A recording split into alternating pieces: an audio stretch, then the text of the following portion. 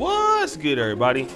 It's your boy, O'Shea Duke Jackson, back at it again with another episode of The Celebrity Jump. I'm going to tread lightly on this one, guys, because this is a very controversial situation. But there is a story going on about this particular school security monitor, a brother by the name of Antwan Ruffin, okay? And, you know, here's a middle school student that is late for class, okay? Now, I don't know the history that these two have with one another, but, you know, Mr. Ruffin is 6'7", 220 pounds. He is, you know, making sure that students get to their place on time. And, you know, the kid was supposed to be in class, okay?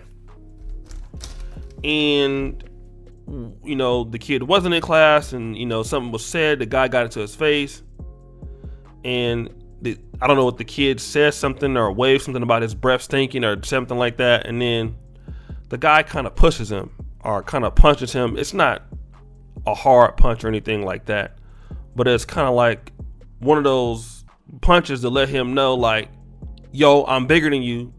Like, who you talking to, or something like that, you know? And let me just say this, it's wrong in this era what the brother did. And a lot of people are dragging him for that. But those of us who came up in a different era, if we watch this, and I'm gonna put the link in the video. If you come from the 90s, or if you're even older than me, at that time, in that era, this is normal in the black community. You can think about it how you want. I'm not saying that it was right or wrong at the time, but one of the things that, you know, that happened is, and at that time and before cameras, is that if you talk back to adults, if you was 15 or 16 and you got into a face with a guy that was a man, he was going to treat you like that.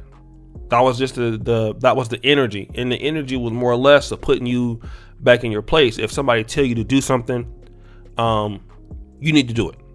That's how I've had that happen. I've seen it happen with coaches on the football field. In today's world, it's unacceptable, and we got to understand that we must be representative of the times that we live in. Okay, we're not living in the 90s anymore. We're not living in the 80s and the 70s, where this was just, you know, in the 80s and 70s, it was, you know, you could whoop somebody with a belt in the hall at school, and that was the culture. It's not the culture now, and a lot of times, a lot of brothers are dealing with people as if we in that same era, and we're not.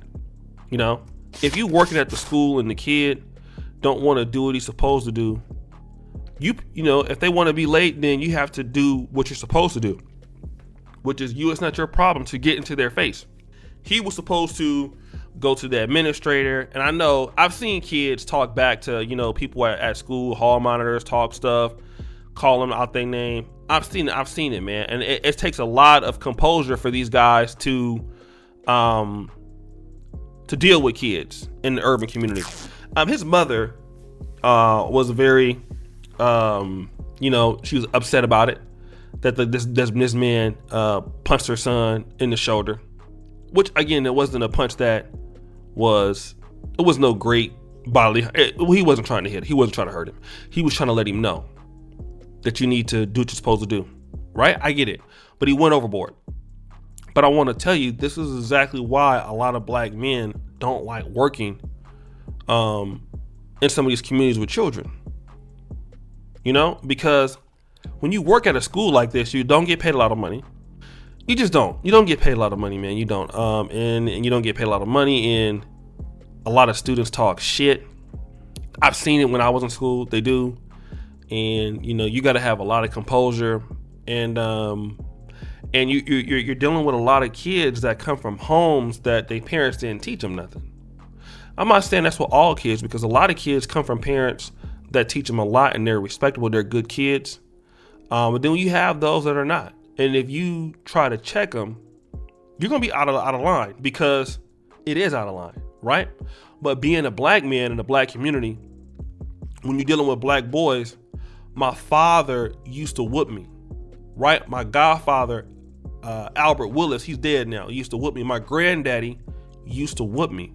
And what they would tell me is, in life, you're going to listen to somebody. And there was a saying in my church that a child that goes to Sunday school is seldom found in jail. And that means that, if you live here, you're going to church. You're going to do what I tell you to do. If you're not, I'm going to whoop your ass. And if not, you're going to put you out. That's how my parents raised me. That's how I am the man I am today. And I was a child that somebody had to get in my face and show me. What happens with a lot of young black men is when they don't get this, if they don't have that discipline and they do whatever they want to do, somebody going to get you, usually, whether it's in the streets, you lose your life, you go to the penitentiary, you're going to listen to somebody in the penitentiary because the police going to beat your ass, or the inmates, right? And it's what happens. And I'm not blaming the young man because he's a minor. Right, I made mistakes when I was a minor. I talked trash to people and stuff, and people gave me a pass. But what I'm saying is, in the cultures of China and the cultures of Russia, you don't talk back to adults. You do what you're supposed to do. In America, you don't have to. I mean, the world is getting more liberal, so many people can't tell you anything. The only thing that you can do is, hey, I'm going to tell the officers, I'm going to do this and do your job. But as far as going overboard, trying to discipline somebody and things like that, you can't even do it to your own kids in today's world.